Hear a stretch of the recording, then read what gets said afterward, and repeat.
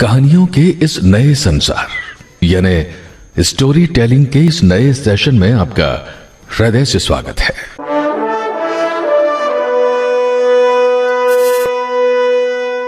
आइए एक बार फिर आपको लिए चलते हैं कल्पना लोक के कैनवास की सैर पर।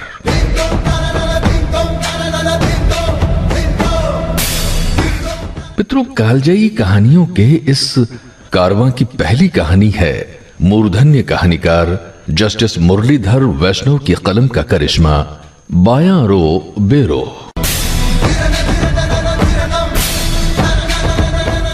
असल में परंपराएं कब रूढ़ियां बनकर इंसानी समाज को अपने नुकीले पंजों में जकड़ लेती हैं, कब बेड़ियों में बांध देती है, कानों कान खबर तक नहीं होती।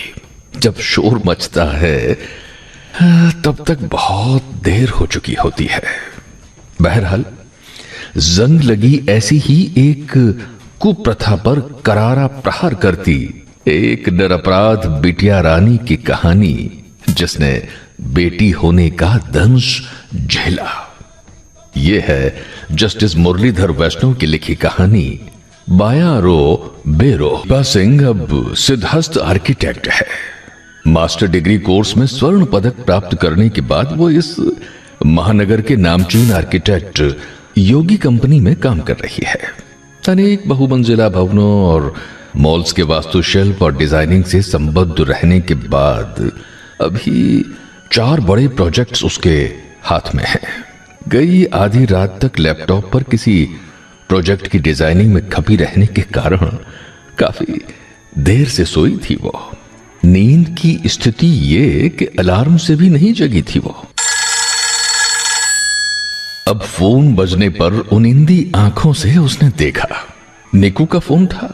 गुड मॉर्निंग मैम, दीपा ने अंगड़ाई लेते हुए कहा। आज ये मैम कैसे? अरे डियर, आज जापानी डेलीगेशन के साथ हमारी कॉन्फ्रेंस को तुम प्रेसाइड करने जा रही हो, तो मैम बोलना तो बनता है ना। सुबह सुबह मक्खन, देखो 8 बज गए और 9:30 कॉन्फ्रेंस है। मिलते हैं निको, बाय। फटाफट तैयार होकर उसने नाश्ता लिया, माँ के चरण स्पर्श किए और सेविका कमली को माँ को दवाएं वक्त पर देने की हिदायत दी। अरे दीपा बेटा, नाश्ता तो पूरा कर लेती, कैसी है तू? बस माँ, हो गया, थोड़ा बहुत ऑफिस में भी तो हो जाता है ना। उसने माँ के चरण स्पर्श किए, माथा चूमा और ऑफिस के लिए लगभग दौड़ पड़ी।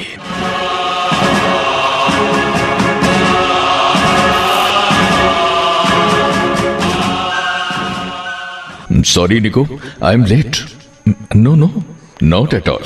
जापानी डेलीगेशन की फ्लाइट लेट होने से अभी भी अपने पास 30-40 मिनट हैं। कॉफी आ गई तो उसने कहा, तुम्हें कैसे मालूम कि आज नाश्ते में मेरी कॉफी छूट गई थी? क्योंकि आज मेरी भी कॉफी छूट गई थी। इस पर दोनों खिलखिलाकर हंस पड़े। निकुंज को दीपा निको ही कहती थी। वे कॉलेज के समय से मित्र थे, दोनों एक दूसरे के बेहद करीब थे, लेकिन काम के समय वे नितांत प्रोफेशनल होते थे। फुर्सत के समय निकुंज खूब हंसी मजाक किया करता था, जबकि दीपा प्रायः थोड़ी गंभीर ही रहा करती थी। आधुनिक माहौल में पली बढ़ी होने के बावजूद उसके भीतर राजपूती पारंपरिक संस्कार गहरे बैठे हुए थे। माता पिता की वो इकलौती संतान थी।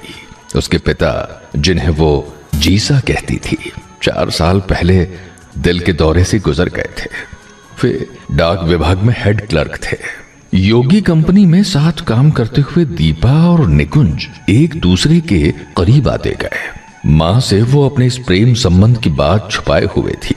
मां की इच्छा थी कि किसी खानदानी सजातीय से उसका विवाह हो जाए, लेकिन साथ ही शहर में रहते हुए तेजी से बदलते वक्त की आहट से वो अनभिज्ञ भी नहीं थी।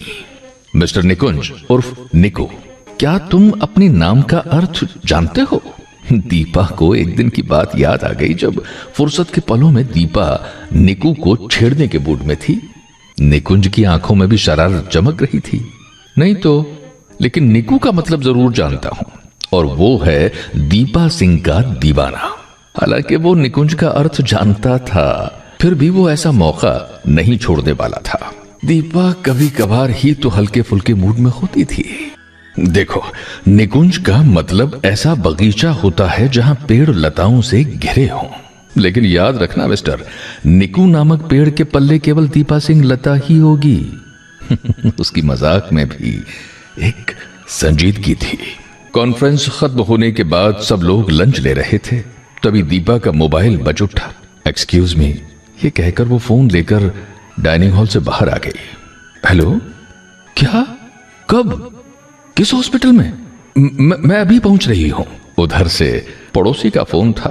पता चला कि मां सीढ़ियों से गिर गई, सीरियस हैं, पड़ोस के सैटेलाइट हॉस्पिटल में भर्ती करा दिया है।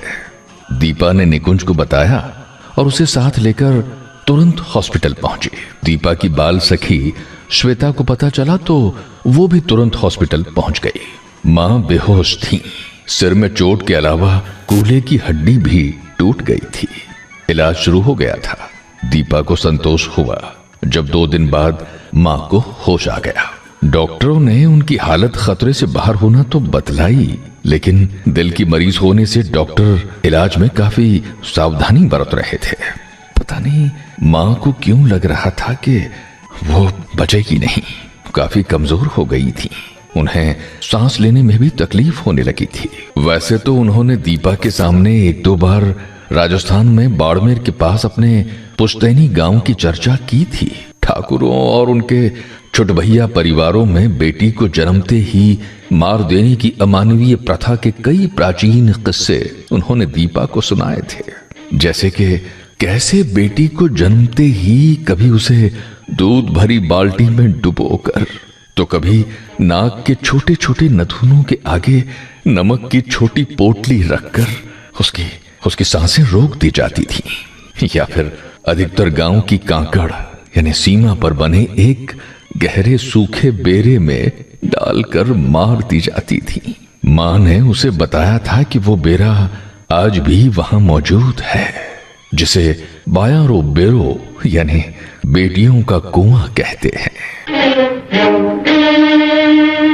ये सब सुनकर दीपा क्रोध और घृणा से कांपने लगती थी, लेकिन फिर ये सोचकर कि वक्त बदल गया है, शायद अब ऐसा नहीं होता होगा, वो ये सब भूलने की कोशिश किया करती।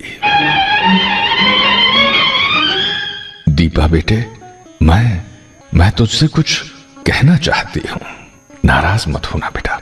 पता नहीं राम जी का बुलावा कब आ जाए।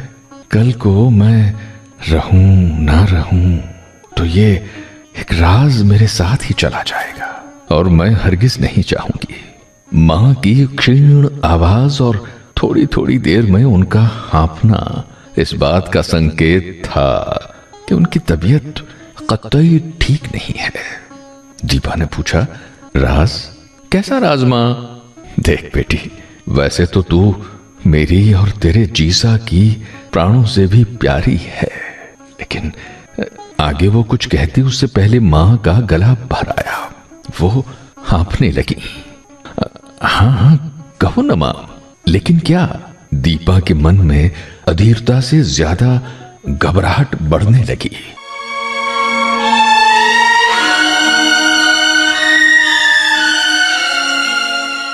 तू मेरी कोख से नहीं जन्मी है बेटी, तेरे जीसा और मैं दोनों ही तेरे जन्मदाता नहीं हैं। मां ने हिम्मत कर 22 साल पुराना राज दीपा के सामने उगल ही डाला।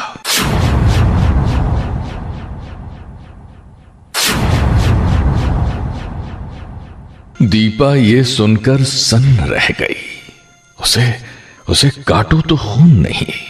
उसे लगा जैसे उसके कानों में पिघला सीसा उड़ेल दिया गया हो।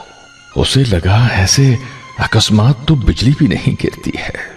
वो काफी देर तक सदमे से गिरी मां की ओर अपलक देखती रही। नहीं मां, ऐसा कैसे हो सकता है मां? मेरे माता पिता तो आप और जीसा ही हो और हमेशा रहोगे। मेरा इस दुनिया में आपके सिवा है ही कौन मां? एक बात और मां, आपको कुछ नहीं होगा। आप बिल्कुल ठीक हो जाएंगी मां। दीपा ने अपनी मन की व्यथा को प्रकट होने से रोकने की काफी कोशिश की, लेकिन ना करते हुए भी उसकी अश्रुधारा उमड़ ही पड़ी।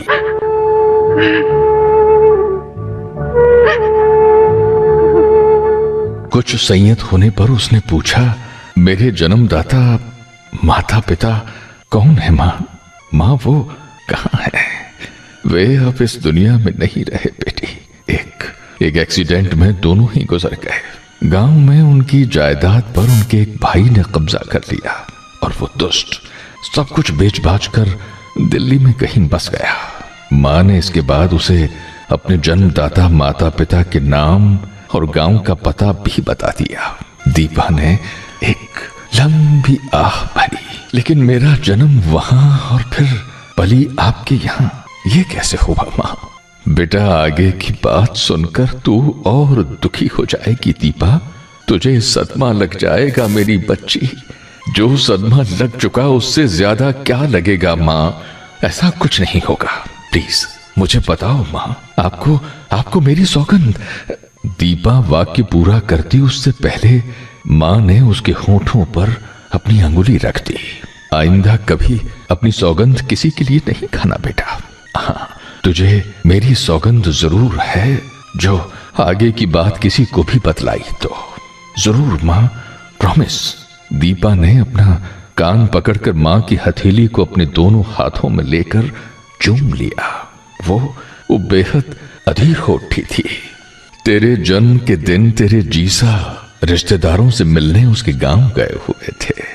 दूर के रिश्ते के एक भाई के घर जब वे पहुंचे तो देखा कि भाई एक मैले से पुराने कपड़े में एक नवजात बच्ची को लपेटे बायारो बेरो की तरफ जाने को निकल पड़े हैं। कुछ भी कहे सुने बगैर तेरे जीसा सब समझ गए। उन्होंने भाई से कहा कि वे ऐसा नहीं करें, बच्ची को उन्हें सौंप दें। तेरे जीसा और मुझसे कोई अपनी संतान नहीं थी और डॉक्टरों के अनुसार संतान होने वाली भी नहीं थी। तेरे जीसा ने अपने भाई को यह भी बतलाया कि गांव में पुलिस आई हुई है। शायद उस डर से उनके भाई ने बेमन से ही सही उस बच्ची को तेरे जीसा को सौंप दिया। और वो बच्ची तू है मेरी लाडेसर, तू। ये कहते हुए मां फपक कर रो पड़ी।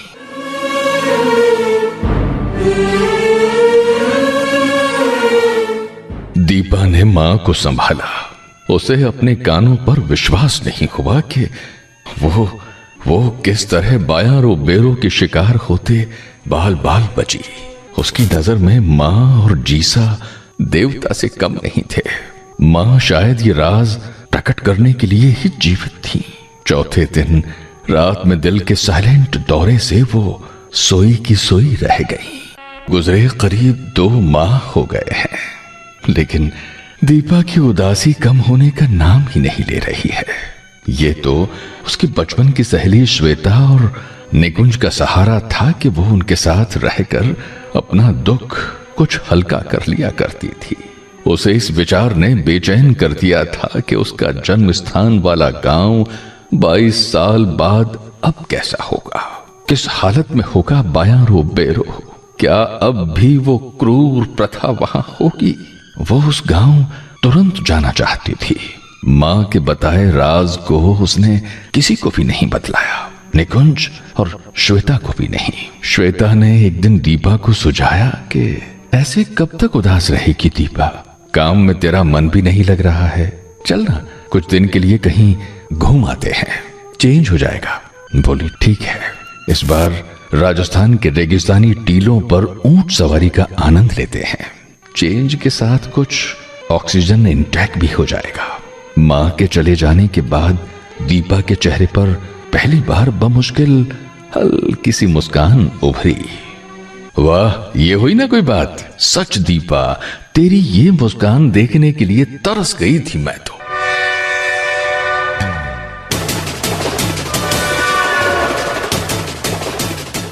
दीपा और श्वेता ट्रेन से राजस्थान के बाड़मेर जिले के बायतू गांव पहुंचे। ये एक तहसील मुख्यालय होने से वे वहां सरकारी डाक बंगले में रुके। अगले दिन जीप किराए कर वहां से कोई 15-20 किलोमीटर दूर वे एक गांव पहुंचे। ये दीपा के जन्म स्थान वाला गांव था। बायारो बेरो यही था। जीप ड्राइवर इसी इलाके का था, सो उसे तमाम बातों का पता था। गांव पहुंचते पहुंचते दोपहर हो गई। आकाश के बीचों बीच सूरज आग बरसा रहा था। गर्मी के कारण वहां लोगों की आवाजाही बहुत कम थी। कुछ बुजुर्ग एक पीपल के नीचे बने चबूतरे पर धुआं उगलते दीपा की जीप को कौतूहल भरी नजर से देख रहे थे। बोली बेपार बाया रे बेरे माथे जावणो ठीक नहीं वेला बहन जी, ड्राइवर ने उन्हें चिताया। क्यों, क्या प्रॉब्लम है? दीपा को ड्राइवर द्वारा बहन जी संबोधन अच्छा तो नहीं लगा, फिर भी जिस काम के लिए वो आई थी उसी पर उसने अपना ध्यान केंद्रित रखना उचित समझा। और तो की कोनी थोड़ी भूत प्रेतरी चिणपिण सुन राखी। हाँ, फिर वाणो बखत दौड़ी दोपहर या आधी रात ही वह। ड्राइवर ने जीप की स्पीड धीमी कर दी थी। दीपा बोली, तुम तो चलो, देखा जाएगा, भूत वूत कुछ नहीं होता। हालांकि श्वेता के चेहरे पर कुछ घबराहट दिखाई दे रही थी, लेकिन कोई उसे कमजोर नहीं समझे इसलिए वो कुछ नहीं बोली। गांव की पश्चिमी कांकड़ सरहद पर जीर्ण शीर्ण मुंडेर वाला एक कुआं था, जिसका मुंह लोहे की जंग लगी पुरानी जाली से ढका था। दीपा ने उसे गौर से देखा। उसके चारों ओर एक चक्कर लगाया, फिर ड्राइवर के मना करने पर भी जाली में से कुएं के अंदर झांक कर उसने देखा। सूरज की कुछ किरणें जाली को पार कर अंदर हल्का सा प्रकाश कर रही थी। कुआं काफी गहरा और सूखा था, उसमें कचरा पड़ा था। वहां से एक अजीब सी सड़ांध अभी भी उठ रही थी। बेरे में मकड़ी के अनेक बड़े बड़े जाले बने हुए थे, उनमें कीट पतंगे फंसे हुए थे। एक विशाल जाले पर अचानक दीपा की नजर अटक गई। उसमें एक पुराना मटमैला चींथड़ा कपड़ा अटका पड़ा था। लगा कि वो चींथड़ा यदि बोल सकता तो आज भी अदालत में चीख चीख कर बयान दे देता कि किस जालिम ने उस नन्ही जान को उसमें लपेट कर जिंदा ही इस बेरे में फेंक दिया था। चींथड़े को शायद उस बात का भी अफसोस रहा होगा कि वो जाले में कैसे अटक गया। अंत तक उस प्यारी सी बच्ची का कफन क्यों नहीं बना रहा। एक क्षण के लिए दीपा के जहन में कंस द्वारा देवकी के 6 नवजातों को दीवार से टकरा कर मार देने का क्रूर दृश्य उभरने लगा। कुछ संयत होने पर दीपा ने वहां के कुछ फोटोग्राफ्स लिए। कुछ देर वहां रुक कर वे गांव में चाय की एक थड़ी पर पहुंचे। वहां एक बुजुर्ग ग्रामीण को देखकर दीपा ने नमस्कार किया। बाद में वो उससे बतियाने लगी। आप इन गांव राइज हो बासा? हाँ हुकुम।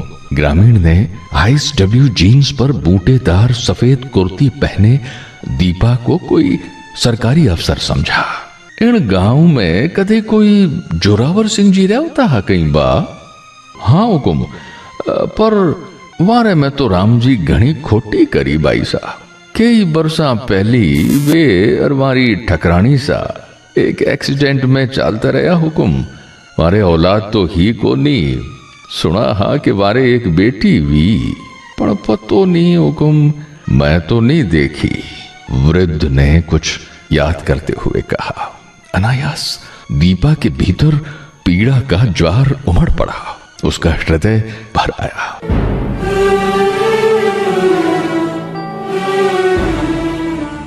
आंखों में आंसू भरकर उसकी पलकों पर ठहर गए थे।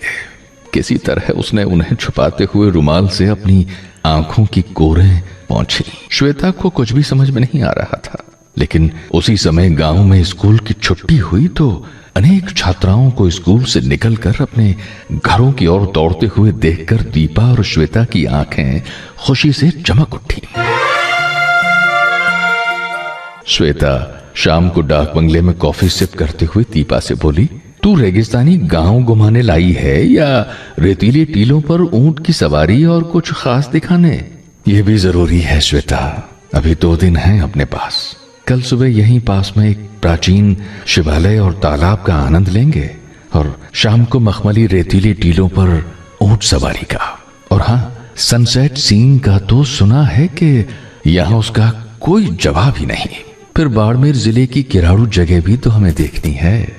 एक पुरातन संस्कृति के अद्भुत रिमेन्स हैं वहां। दीपा ने श्वेता को आश्वस्त किया।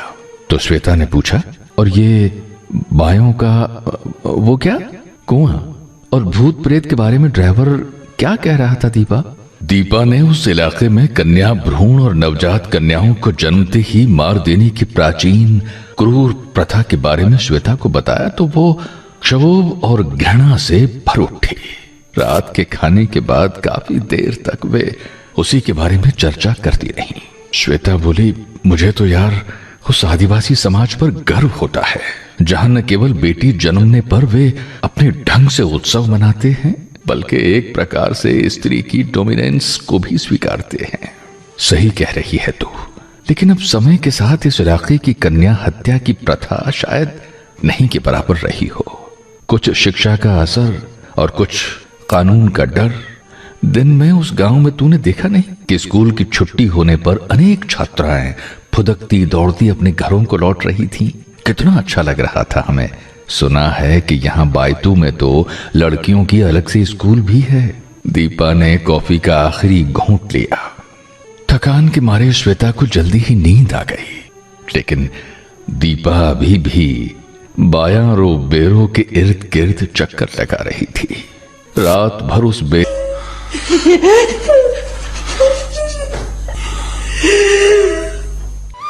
में वे वहीं तालाब के किनारे बैठकर प्रकृति का आनंद लेने लगी। श्वेता ने एक कंकर उठाकर तालाब में फेंका। तालाब के ठहरे पानी में हलचल हुई और वृत्त बनने लगे। ये वृत्त देख रही हो श्वेता, ये बनते ही जाएंगे और इनका विस्तार आगे जाकर केवल इसलिए रुकेगा कि तालाब के छोर हैं, किनारे हैं। यदि ये किनारे न होते तो इन वृत्तों का विस्तार भी अनंत होता।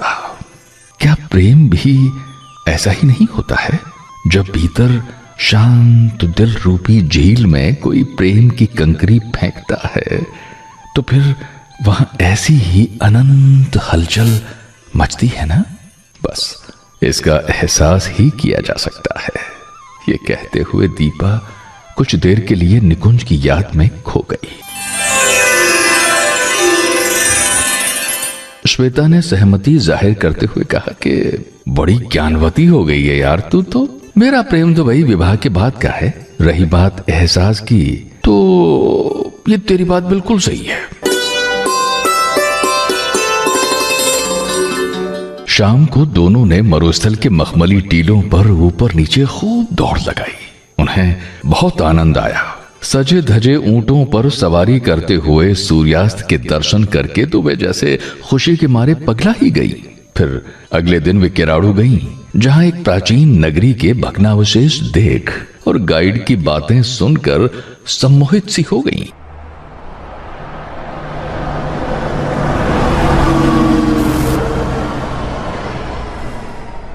अगले दिन वे दोनों अपने उसी शहर में थी जहां चिर परिचित कोलाहल था।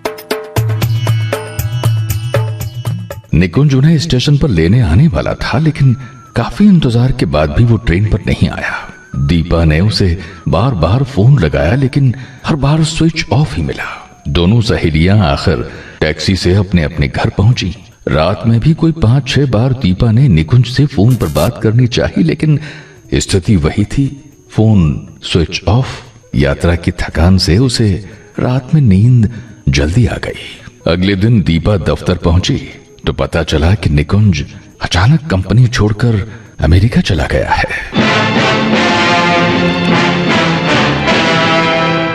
ये सुनकर वो हतप्रभ रह गई। उसने अमेरिका जाने के अपने प्लान के बारे में उसे कभी बताया भी नहीं था। निकुंज को कम से कम कोई फोन या मैसेज तो करना चाहिए था। वो कई दिन इंतजार करती रही कि कभी तो वो उसे फोन करेगा। होते होते कोई 1 साल बीत गया। उसका कोई फोन या मैसेज तक नहीं आया। ऐसे में वो टूट सी गई।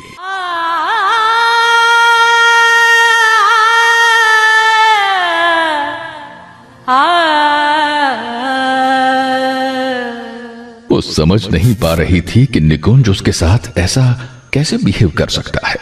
आखिर उसने भाग्य का खेल समझकर उसकी आस छोड़ देनी चाहिए, लेकिन दिल के भीतर किसी कोने में अब भी वो उसके इंतजार का क्षीण आस संजोए हुए थी।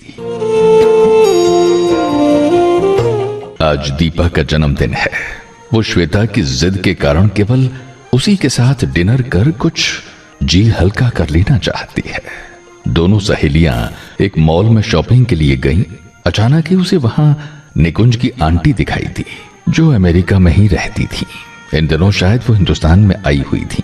Hello aunty. प्रणाम, दीपा ने पूछा। आप कब आई अमेरिका से? खुश रहो बेटा, मुझे आए करीब 1 सप्ताह हो गया। कैसी हो दीपा तुम? ठीक हूं आंटी। निकुंज की आंटी को उनके प्रेम संबंध के बारे में कुछ पता नहीं था।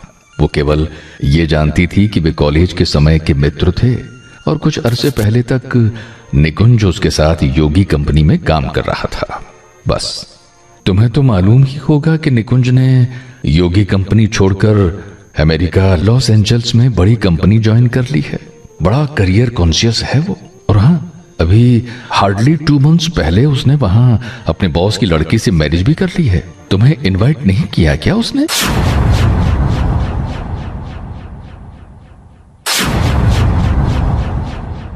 दीपा पर जैसे अकस्मात बिजली गिर पड़ी। श्वेता यदि उसे नहीं संभालती तो वो चक्कर खाकर गिर ही जाती। दीपा को लगा जैसे वो अभी अभी जन्मी हो और इस बार कोई जोरावर सिंह उसे उठाकर बायां बेरे में फेंकने में सफल हो गया हो।